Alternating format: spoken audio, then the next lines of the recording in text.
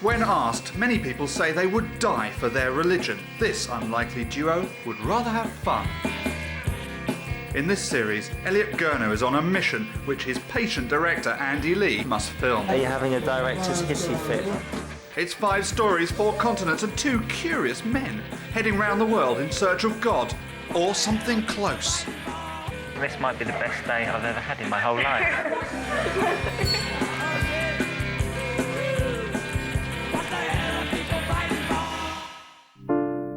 Robert De Niro, Harrison Ford, Bob Marley, Liza Minnelli, Paul Newman, Olivia Newton-John, Steven Spielberg. What a distinguished list of showbiz greats this is. A veritable who's who of the entertainment industry. Oh, in my fantasy world, I'd be on this list. Jew Watch. Keeping a close watch on Jewish communities and organisations. This was an anti-Semitic hate site. It was being used to try and prove how Jews control the media and therefore the world. Well, I'm Jewish. Maybe I could get on the list. Who were these people keeping a close watch on us Jews? Elvis Presley? Hold on a second. Surely he's not Jewish. What if I could bump him off and squeeze on in his place? If I could find the people behind the list and work out how to get in their bad books, then maybe they could put me alongside these entertainment legends. Who'd have guessed it? It looked like they were based in America. My quest had begun. This was my chance to raise my international profile. Make room, Elvis Presley, Jerry Seinfeld, Woody Allen. Get out of my seat, Uri Geller. I'm coming to join you on the showbiz bus.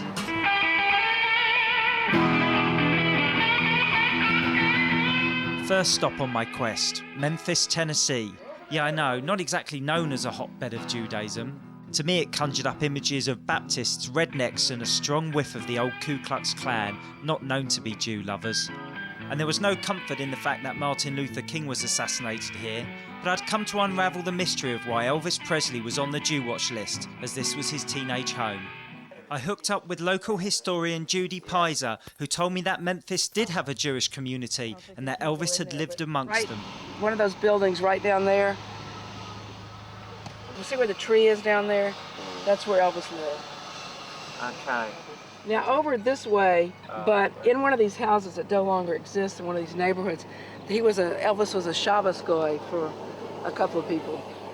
So the future king was a Shabbos goy, someone who turns on lights and does other tasks that religious Jews can't do on the Sabbath. He even lived downstairs from a rabbi who he joined for religious dinners on Friday nights. So there were like 3 synagogues right around here. This was the Jackson Street Shul, and there's a Magen David up on top. I mean, Elvis was very close to Jewish people. I mean, he felt very close about them, and between George Klein and there were a bunch of other people, they all were part of his sort of mafia, but it was really a Jewish mafia. George Klein was a local personality who first met Elvis when they were in their teens. Hi, I'm George Klein, and welcome to Memphis Sounds. We want to help keep the legacy of Memphis music alive. We met in high school, Humes High School in 1948. And Elvis started bringing his guitar to school and singing, won a couple of talent shows. When we got out of high school, I went into radio and television in Memphis.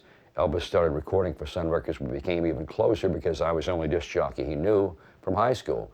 And so we would hang out. And then when I was working for a radio station called WMC, and they called me in one day and they said, George, rock and roll is not going to last. It's a fad. We got to let you go. So they fired me. And I ran into Elvis the next day, and I told him about it. He laughed. He said, well, you're hired now. I said, what do you mean? He said, you're coming with me. So I traveled with him for a year before he went in the Army. We went to Canada and Hawaii, went into Hollywood, and Elvis shot the motion picture Jailhouse Rock, which had a little extra part in there. When he got married, he sent for me, and I flew with he and Priscilla on a plane to Las Vegas, the jet, to get married, and the rest of the entourage was on a chartered jet behind us. And then when I got married, he was the best man at my wedding. So then when he passed away, I was one of 6 pallbearers at his funeral. You know what a pallbearer is? Yeah, sure. I was a pallbearer. You can see me in all the videos. He had 5 Jewish people that worked for him. He had me, Marty Lacker, Alan Fortas, Larry Geller, and Lamar Fike. So, you know, he had 5 Jewish guys around. So he was very, I think, fond of the Jewish religion. They mentioned Elvis Presley on this list. It was sort of like of the who's who of Jews in the media. And I thought, well, Elvis isn't Jewish, and I don't know if you can sort of shed any light on that. Elvis was part Jewish. Oh, damn it. So Elvis was Jewish. I was going to have to find someone else to replace on this list. His great-grandmother, his either great-grandmother or his grandmother's grandmother was Jewish. And when Elvis's mom died, and I'm talking about she died in 1958, on her footstone at the end of her grave, there was a Star of David on one side and a crucifixion on the other. And when I asked Elvis, I said, Elvis, that's great, but why did you do that? And he just smiled. So he didn't say anything about it. Then he used to occasionally kid me that, he said, George, you know, you're among God's chosen people. The Jewish people are God's chosen people. I said, yeah, Elvis, I know it. And we would laugh about it. And occasionally he would bring up something about the Jewish religion, but not giving it away that he was part Jewish. And one time I said, Elvis, I said, I notice you wear the high and you wear the crucifixion, the cross. I said, why do you wear them both? And he said, because I don't want to miss out on getting into heaven on a technicality. Cute answer. So Jewwatch weren't wrong. I discovered they were hosted by the guy who runs Stormfront, the longest-running website promoting white pride worldwide. His name is Don Black, former head of the Knights of the Ku Klux Klan. My God, if I was going to get myself on the list, I was going to have to meet up with him at his home in Florida.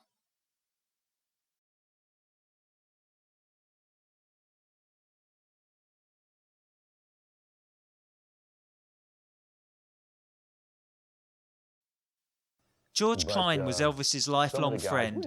I wondered if the King would have been happy being on Jewwatch. How do you think he'd feel if he knew today that he was on this list of Jews? But if we just ignore the fact now that it's a hate list, but being amongst, you know... What hate list? What are you talking about? Well, I explained the situation. We're looking at all these, you know... Hate list? Yeah. Who hates who? Well, this is it. There's this white supremacist down in... Oh, and Elvis is on the list because he was part Jewish? Because he's Jewish, yeah. Where's this list from? I've never seen it. Yeah. It's a website.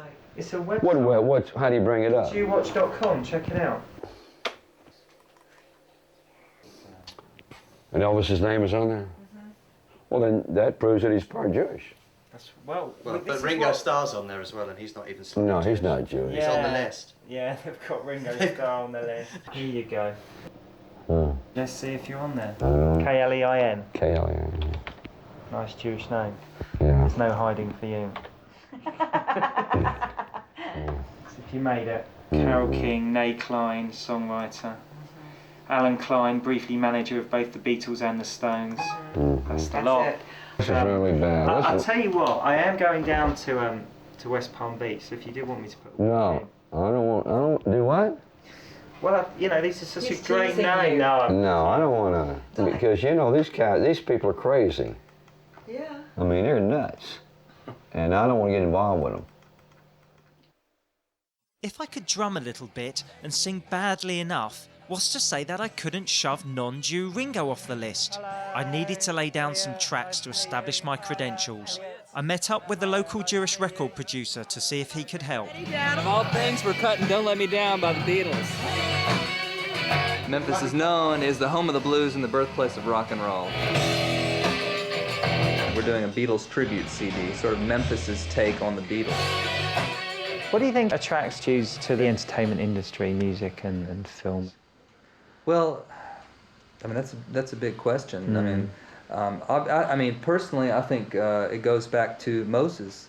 Moses was a writer, right? You know, I mean, the 5 books of Moses, the Jews wrote the Bible. That is, you know, what we gave Western culture. We have a long history of being writers and creators and leaders. Knowing a little bit of the history and knowing that we've got Spielberg's in Hollywood, and that Hollywood was basically a Jewish industry, that we've got the Tin Pan Alley writers from New York. The list goes on and on. You got, you know, in more recent times, Bob Dylan, you know, is Jewish. I mean, why? Well, because the Jewish mother, expects a lot from her children. And so whatever the field that they pick, they tend to excel. Eddie wouldn't let me play drums on any of his Beatles covers, but suggested we go to the legendary Sun studio, where many greats had recorded, including Ringo himself. Incidentally, this year, 2004, is the 50th anniversary of rock and roll, based on Elvis's recording of That's All Right. With the spirit of my Jewish brother leading the way, I set off to lay a track of my own, one that I hoped would get me noticed by the Jew watchers. Great. Wow, Andy, here we are. This is the home of Elvis's. Guys, the closest I feel like Elvis carrying loads of shit on Sabbath. Great, welcome to Sun Studio. My name is David. I'll be your tour guide today. So this really is the birthplace and the home of rock and roll, and I am very proud that I work here. This is it. So this bulb is brand new. Some say this is a sign when this stuff starts happening. It was as if Elvis was still in the building doing his holy work of switching on and off lights. Well, this is it. This is not nearly as big as some people expect it to be. On the contrary, this is a fairly small studio. But a lot of big things happened in here. It's likely Johnny, Jerry Lee, Carl, Elvis, Orbison, any of the guys could have and did use this mic. I feel like the king. Ringo had sat here and played on these very drums. I was about at his level now and ready to take his place. I'd brought along my own accompaniment, a director who could play a bit too.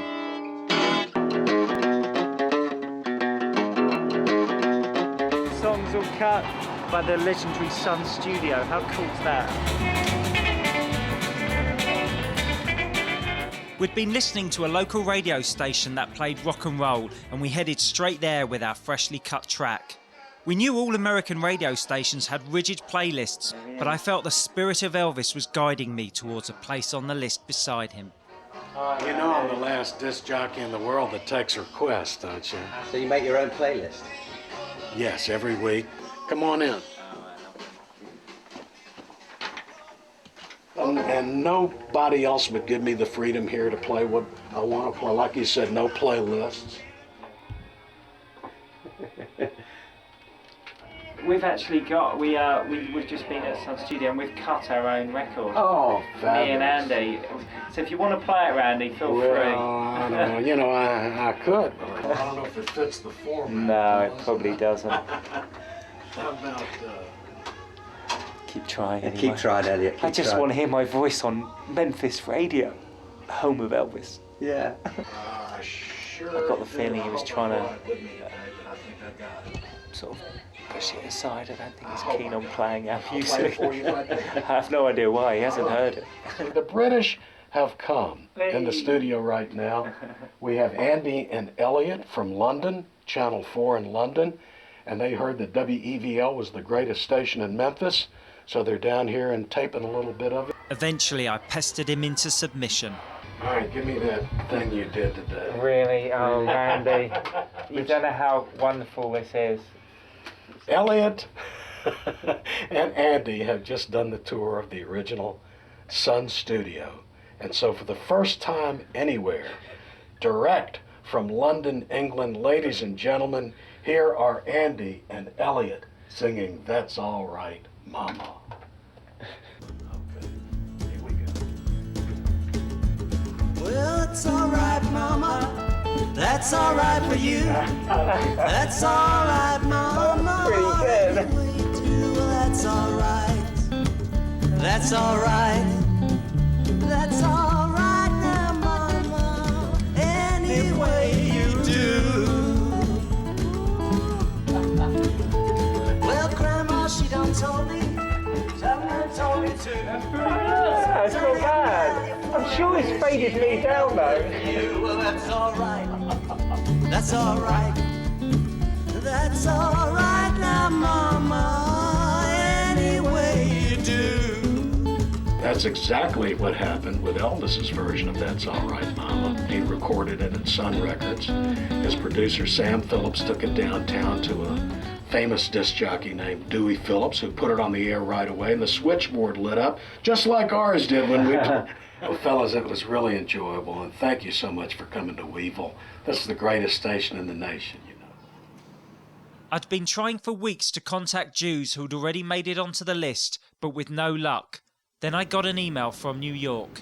It was from one of the biggest superstars in the world, and Jew Watch was keeping a close eye on him. Hello. Hi, nice to meet you. Did I meet you before? No, not met me before. Well, you're an Englishman. Elliott Gerner, I'm from London, England, Channel 4, that's Andy. Hello. How do you do, sir? How do you do? We saw you on television last night in the hotel room, actually. What was I doing? You were advertising your latest video. Oh, it seems an old video, actually, yeah. Is that I'm going to right? go and buy it. Is that right? Yeah. Jews don't do exercise even when they go to a gym. You ever go into a gym? The Gentiles are busy, jumping, schwitzing, flying on all the machines. And all the Jews are on the phone. Hello, Irving? You ever see a Jewish exercise room? You see 40 machines and clothes are hanging on all the machines. This machine is for jackets, this one is for shirts, this one is for ties. Wait, let me try to figure this out. You came here from London directly just for this interview? Yeah, for New York, to see you. Is this true? Yeah. My mum's very excited. Oh, you're Jewish? Yeah. And he's a Gentile? No, he's Jewish as well. That's what we're going to talk to you Channel about. 4 is all Jews? Well, that's what I want to ask you, actually. About anti-Semitism, I heard is the subject. Yeah. Does it start with the supposition that there is anti-Semitism in the States? It does. Oh, it does? Yeah. Why do you start with that supposition? How do you know if there is anti-Semitism? Well, we've discovered it. We were looking at a website which is called JewWatch.com, and it's run by this guy called Don Black. He hosts this website, and it lists the who's who of Jews in the entertainment industry, and it says, they're keeping an eye on them. Would you like to ask me questions and I should answer it? All right, we can do that. That's absolutely fine, yeah. Do you mind if I sit while I'm doing it? Fine. Yeah. We'd printed the list out and put it in a lovely frame for Jackie. I hoped it would take pride of place amongst his collection. This is the list which we discovered on the internet. And a part of me feels like, should I be going to this guy and giving him any airtime? And he says that you should be keeping an eye on them, making sure they're not getting anywhere. They're not doing anything wrong to anybody. This is blatant hate. Yeah. I'm surprised they allow such blatant hate, because this could be considered something as an instigation to violence. It's like saying, watch out for them like it's a disease of some kind, and make sure you either avoid it, or you don't catch it, or if you could find it, to destroy it. There's some kind of venom in that title. What the hell do you mean by watch? Watch means that the guy is up to no good and you better catch him before he does it. Yeah. This is plain hate. Why do you think that there are so many Jews in entertainment? Because of this emotional turbulence about being nobody. Every Jew has a complex that he's not important enough. Every time I say hello to a Jew, he tells me, one of my secretaries, a Gentile will say my secretary. A Jew makes sure he tells me, one of my secretaries told me, because they're full of complexes. But these same complexes makes them accomplish more than other people, because they need so much to be a star. Why do you think I became a comedian? I can't pretend I'm a normal person. I'm just as sick as the people that I'm talking about. Now all the Gentiles of America have to recognize me as a celebrity instead of looking at me like I don't belong there. How do you feel about me wanting to get on this list? I see it, and obviously it's a list of hate, but I see all these great names on there, and I'm kind of jealous. I'd love to be on that list. I think if you want to be on that list, there might be something wrong with you, because I don't see what it's a perverted question that means nothing. I don't think it pays to waste our time fighting them or struggling with them or calling them names or all we could do is make them more powerful by publicizing them. You would rather have it feel like somewhat of a threat, otherwise you got no show. Well, if I told you that it's all bullshit and there's no threat of anti-Semitism in this country, it's just a couple of maniacs who affect nobody, you would say, what the fuck am I going to do with this show? So maybe to help you, I'll say there's some kind of a threat. Does that help you? Whatever you want. I don't want to kill your show. No. Thank you very much. Bye. Yeah, he's a funny man. He's left his list. He really liked that, didn't he? How much did we spend on that? Oh God. He left us alone in his apartment, looking after his unwanted gift.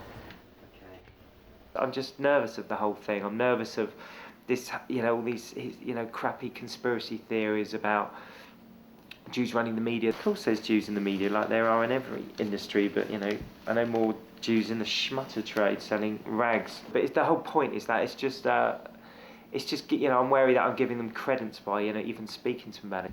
Obviously I'm Jewish, and I'm very scared of pissing anyone off. I'm not going to be able to walk around Southgate. News spread that I was planning on meeting up with a white supremacist, and a mixed bunch of New York Jews had gathered to try and dissuade me from going. And then an argument broke out. And if you want to know what Judaism is, this is it. It's on the table. has nothing to do with the Torah or something like that. It's the food. I completely disagree with you. I completely, that bothers really me. a terrible thing. Right, that really disturbs me. I think maybe arguing about this is more Jewish What is than actually Passover? It's a eating it. meal together, You know, right? having the I'm really offended by the things you were saying. Yeah, it's really very ignorant. It's very Jewish to get Wait till I offended show my immediately bread. by what Yeah, someone yeah, else yeah. says. It's very really that offended. Offense is a very You know what, Jewish quality. maybe when you grew up, that's what a Seder was. I hoped my impending visit to meet Don Black wasn't going to be as controversial as the cream cheese bagels. It was all very funny over a couple of beers, and I think this is a great idea. But now when we're here, it's, you know, I'm starting to think maybe it's not such a, a Well, good it's idea. just who you're going down there for. Are you really going down there for you, or are you going down there for the purpose of the program? Well, you know, I think in Europe, like, I wouldn't be surprised if this was the only way to get Jews on TV. Because in Europe, I feel like all they care about is dead Jews or killer Jews. You know? It's Killer like, Jews, huh? Killer Jews, like Israeli aggressors or sort of, you know, dead or under threat from the Holocaust. So I feel like this is like fits into the dead Jew category. Like, oh my gosh, it's white supremacists, they're gonna attack the Jews. And I feel like it'd be interesting if we ever have an identity in Europe that's post killer Jew or dead Jew, you know? I was still waiting for Don Black to get back to me about our meeting, but our tickets to Florida were already booked, so we decided to head down there anyway. We were getting a bit jittery. What about Don Black? Has he got back to us yet? No, I've got to call him. Whether I... Or should we just call him DB? Yeah, we don't want to give him any airtime. Yes. So, but how do you feel about? I mean, I'm looking forward to him not getting in touch with us. Honestly, I'm sort of because that's a good way out. That we did all we possibly could, and he just didn't get back to us. And then we can go around his house and find he's not there or not be able to find it, and we don't have to have him in the film. Of course, I'm absolutely wary of giving the guy any publicity, like most of the Jews have said, and they understand that it's for television and it's, you know, it'll make a good scene or whatever. But yeah, it gives him the oxygen of publicity, and I can understand why it makes them a little nervous, and it does me too. Which is exactly what he would say would happen, is Jews would get together and decide that people like him and his views are not allowed in the media because Jews run it. Exactly, we're in a no-win situation. We either go to him and we give him the publicity, or we don't go to him and he says, well, it's because we control the film, we control the media, therefore we're not putting him in, and we're silencing him. I've enjoyed New York, it's been fun. It's time to move on. But first, it's time to find my socks.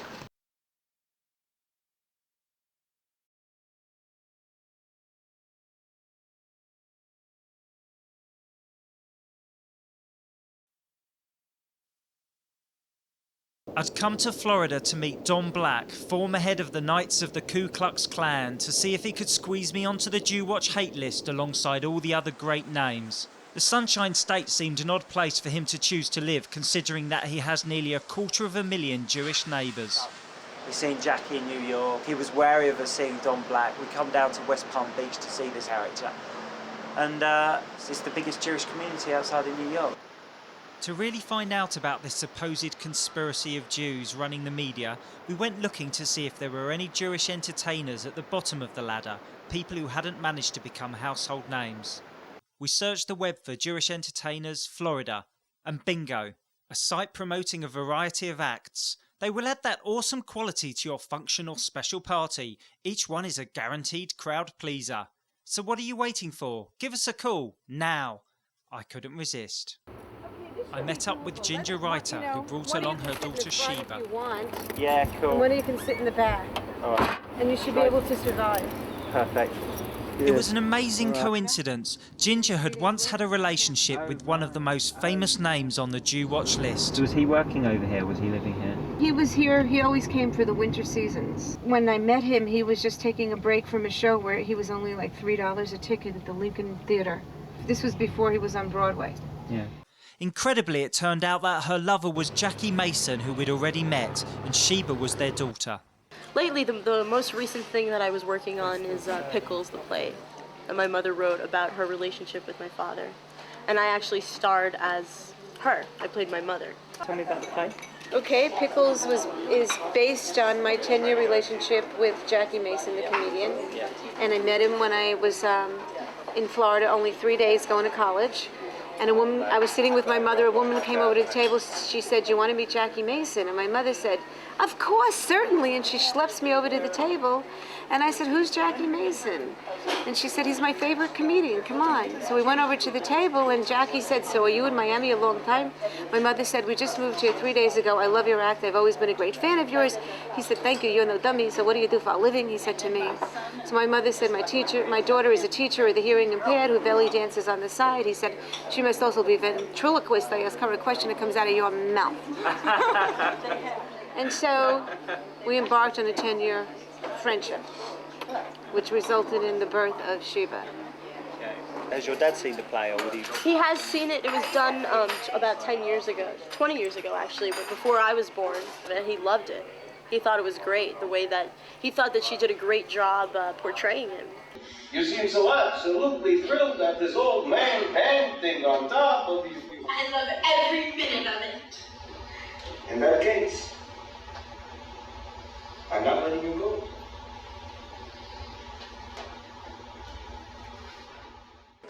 Tell me a little about the play, that you're doing now. The play is Solomon's 700 Wives. It is a musical comedy based on the story of King Solomon. He had 700 wives, and just in case the wives suffered with a headache one night, he kept 300 concubines on the side. Ginger invited us to a rehearsal that day. This really looked like my kind of show.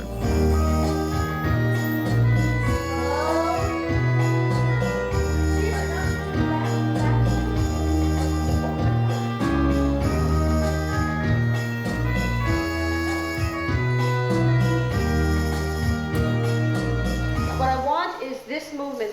With the skirt, head back. With the skirt, little jump. While I was concentrating on the dancing, the king disappeared, leaving his kit behind. The king had to go to hospital. Long live the king, huh?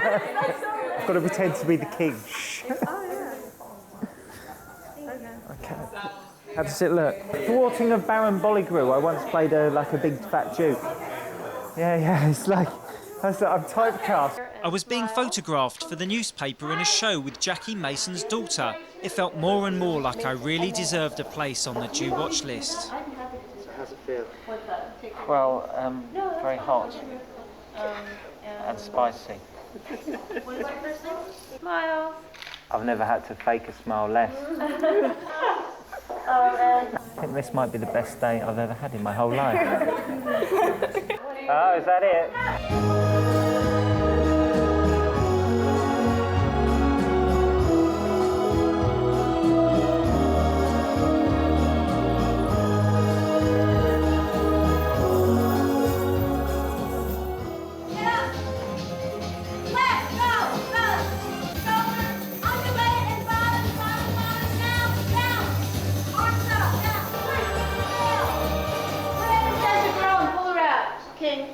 King, take Adriana and pull her out.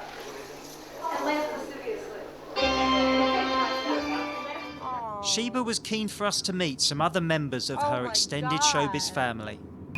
Who's that on the phone? That was Frankie Mann. Well, Frankie Mann is a Jewish comedian. He calls himself the funny little man. And you'll see that he is indeed a funny little man. And did he know your old man? He did know my old man. He did. And he even once took me to see his show. And we went backstage and spoke to him. Yeah. Sheba took me to meet Frankie Mann at a local deli. Frankie had known Sheba since she was born and had been something of a father figure to her.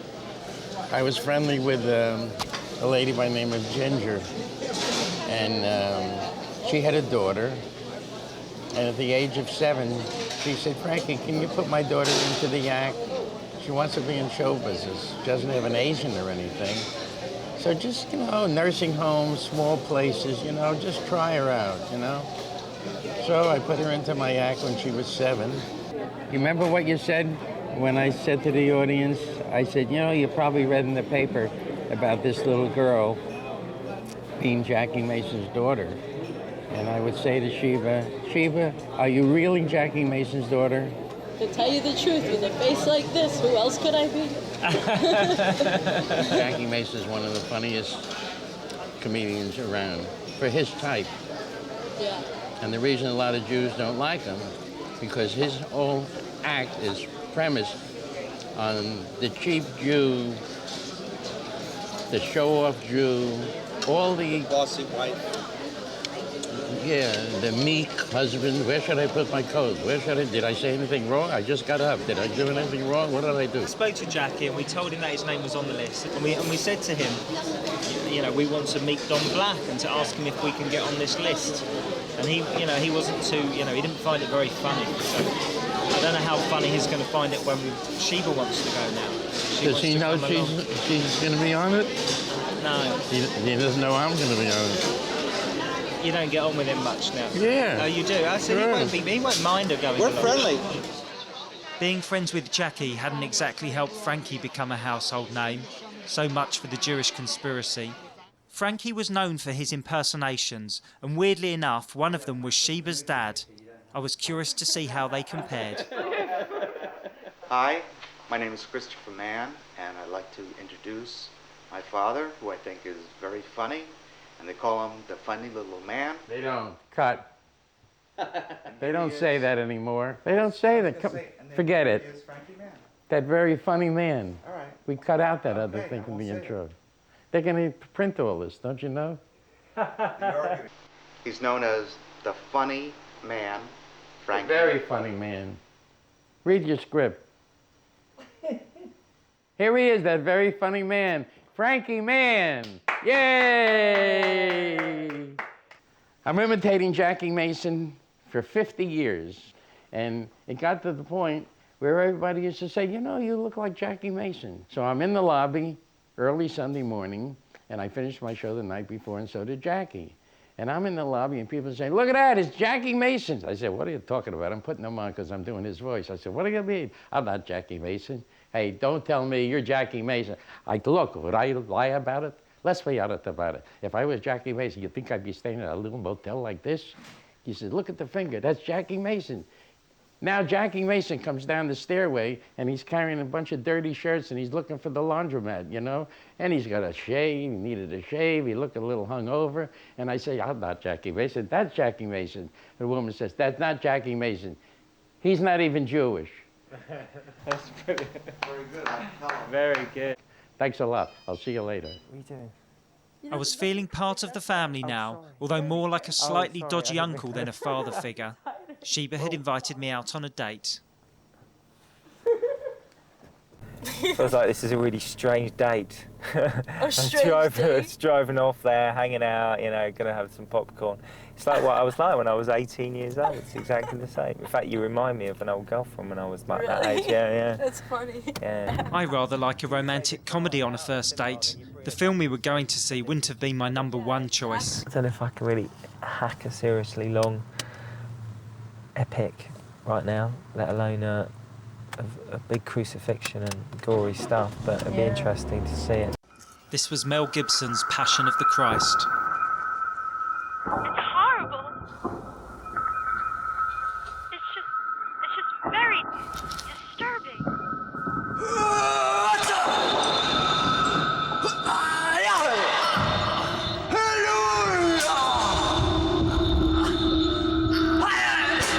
I can't watch it. I'm gonna throw up.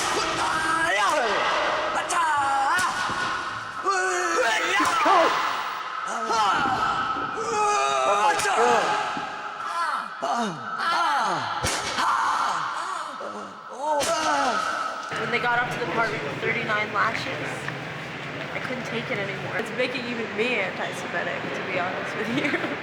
Especially if it's just somebody being tortured, it's not even combined with a story or anything. Should we go for some Chinese or something? You really want Chinese? Oh, anything, yeah, I'm starving. Well, there's this place, what are you in the mood for? I ate and drank far too much at dinner, and when we got back to the hotel, I collapsed on the bed. Wow. He's really sleepy. Aw. Sheba sang me off to sleep. Busted flat in Baton Rouge, waiting for the train. And I was feeling near as faded as my jeans.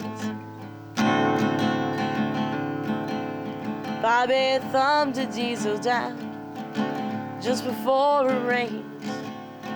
rode us all the way into New Orleans. Well, I pulled my harpoon out of my dirty red bandana, and I was playing soft while Bobby sang the blues, yeah.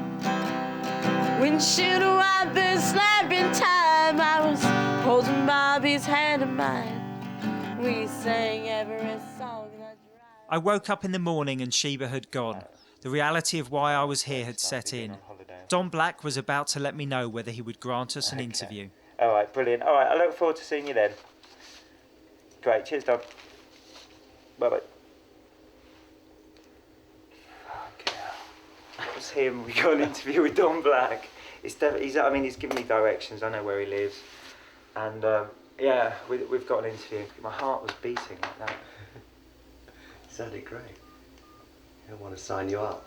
And it's on the Friday, so that's our last night. So that'll be a lovely way to spend it in Florida. Instead of on the Shabbos, we'll be going over to fucking Don Black. I should stop swearing, I'm just nervous. I'd met Sheba's mother, father, impersonator of her father, and now it was time to meet her stepfather, Manny Silva, the swinging cantor.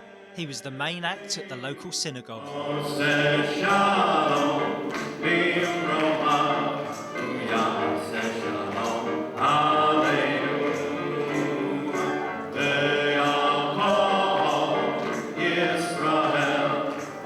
Shabbat shalom, ladies. Shabbat shalom. Shabbat shalom. Ginger's singing husband introduced us to a distinguished member of the congregation. Are we shooting? Hello. This gentleman here was a great hero in World War II. And he is a man whom I admire greatly. His name is Morris Klein. He has the Purple Heart and the Distinguished Flying Cross. As a Jew, were you aware of what was going on the ground? Yeah, I knew that in 1943. Our group intelligence officer, and he told me they're killing the Jews in Germany.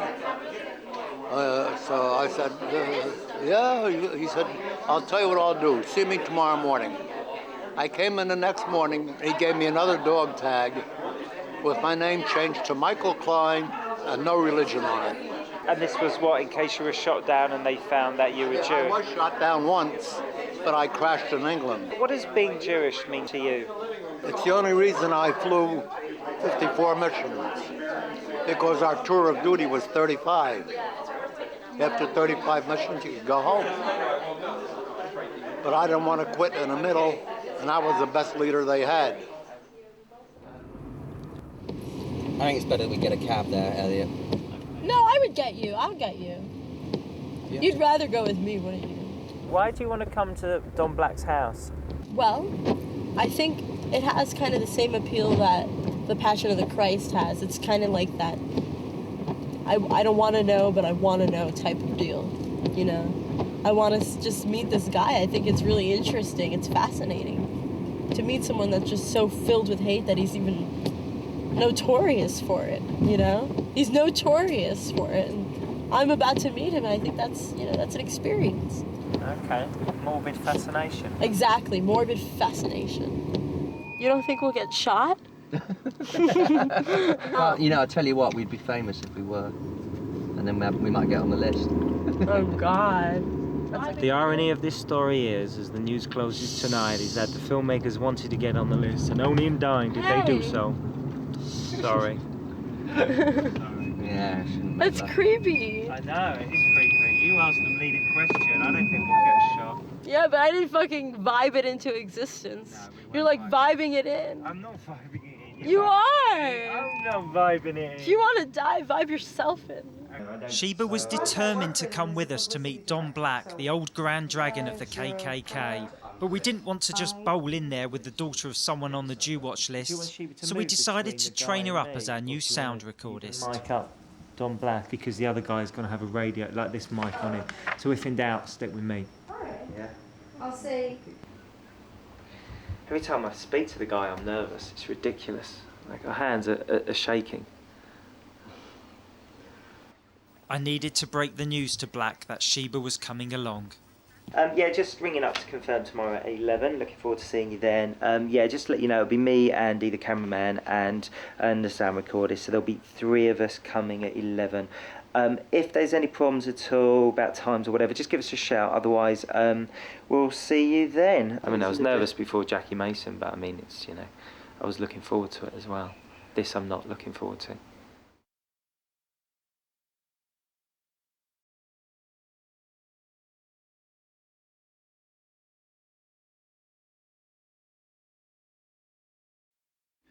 6963. We were 3 Jews heading off to meet Don Black, the man whose website says the Jewish-controlled media is more dangerous to mankind than nuclear war. Everyone back home was getting jumpy, and I had to inform the production company of our every move. We've got a phone before we go in. We've got a phone when we get out. We've got to let Stampede know exactly what's going on, and if we're not out within that certain period of time, then Stampede have to put in some form of action and call the relevant people, like the Florida cops or something. Our new trainee sound recordist drove us to our final interview. Don't tell him that I'm Jewish, please. See, but I'm not mentioning anything about you. You're a member of the crew, and I mean, I don't even know if I'll introduce you as a name. Nice area, huh? Hi, Carol, it's Elliott. All right, it's 5 to 11, and we're about to knock on the door of Mr. Black.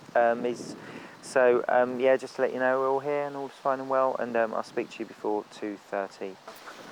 Okay. Are you going to record the knock on the door? Why not? You're going to? All right, it's not what you were going to do before. Was I? Okay. Why was not? Let's not play games, huh?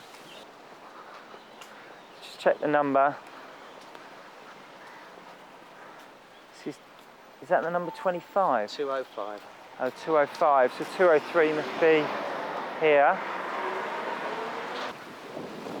Hello. Very good. Thanks a lot. How's it going? Sorry I missed your call. No, don't worry. I was just trying. I was just going to say that's Sheba and Andy. Yeah. Don, hi. Nice to meet you. Good meeting you. Can we do it indoors and then wander out afterwards? Okay. Sure. Is that all right? And then we'll spend 20 minutes, and then like I said on the phone, if we could do an interview there and then go somewhere. Come in. Our house is a wreck. We've got a daughter on my stepdaughter's moving, and so we're all stacked up here. How old's your kid? You can come in this way and go in the dog. Yeah, sure.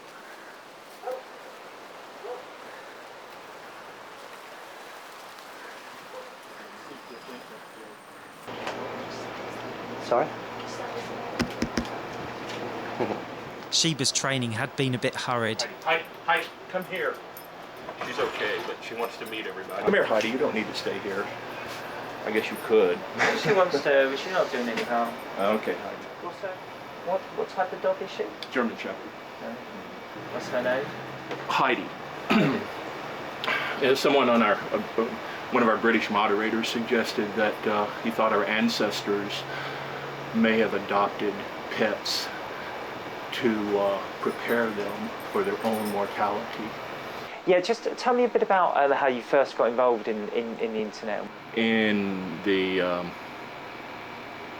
early 80s, when personal computers became more widespread, at least among businesses, I first began working with them. And then I had the misfortune of being imprisoned for 2 years in a federal prison camp. But it did offer computer classes, so for the first time I was able to study computers. What can I ask what you were in jail for? Is that not? Dominica, preparing a military expedition against a friendly nation, which was involved in an attempt to organize a coup in the Caribbean island of Dominica, replacing a current prime minister with a former prime minister in exchange for our having a base of operations on the island. Why do you think that internet sites like yourselves get such a bad press in that? So I think there's no secret that there's a large Jewish influence over the media. Many or most of the chief executives of the television networks, particularly here in the United States, are Jewish, and I think they feel that they have a self-interest which is best served by attempting to undermine white Western culture. certainly not all Jews do this, but it's certainly a fact. I'm Jewish, so I'm not part of that, this clique or whatever. But what I guess is interesting is, for me, is like how you think they do that kind of thing. You probably know more than I do, but just from my observation, most Jews, 90% of Jews, tend to be liberal. They tend to have a resentment of traditional Western values, and they tend to use their influence in the media to undermine those values. So some call for the websites to be banned, your website in particular, and others say it's defamatory and so on. Some people say, well, first of all, the idea that ideas have to be suppressed is, I think, alien to our people's values, and I think it's offensive to most white people to promote the idea that certain points of view are so dangerous, inherently dangerous, that we must suppress them. We must jail the people who promote them. I don't think most people accept that. However, most governments do, certainly European governments. We've even been harassed by foreign governments because we've allowed anyone to view our website, and of course the internet doesn't have boundaries. It's accessible anywhere. What sort of foreign governments have intervened? Which ones? Canadian government served a Canadian court order on one of my providers, claiming that we were somehow related to the Ernst Zundel website, which Zundel is a revisionist questioning the Holocaust, so-called Holocaust in World War II. Questioning that is illegal in Canada, and the Canadian courts have even ruled that the truth is no defense. So he couldn't argue facts. But nevertheless, we somehow were attacked based upon that. Occasionally, the mainstream media would be objective, but most of the time they weren't. And I don't think you will either. But obviously, I find it of limited, value to deal with the media, because even if one or two points get out, then it's worthwhile. People would say, the same thing to us, that we come here and you'll be very genuine and very nice and all this kind of stuff, and they're saying it's not exactly what you believe, and if you read your website, What I say is what I believe. I'm not concealing anything. I don't believe in genocide. I don't want to exterminate other races, but I do want to promote my own, and I hope that ultimately that all this won't result in a big race war. But that could happen too. Do you know the JewWatch.com? It's got a list of all the list of all the famous Jews who work in the media and the entertainment industry. Okay. A couple of questions about do you know how you get onto the list? Do you have to be Jewish or do you have to be famous? How it happens? Well, I host that site. It was set up originally by a fellow in St. Louis. I can put in a good word for you if you're trying to make the list, but I think it was primarily influential Jews that he lists, and I think he's going to update it pretty soon, Bill. So maybe there's hope. Looks like a bit of a successful mission, actually. I think it's actually going to work. He's going to put a good word. When he said how the so-called Holocaust, remember when he said that? Yeah. Oh my God, I think that was like the worst thing he said. But it's good that he's gonna try and put me on the list. I should be by your dad's name, hopefully. He puts in a good word.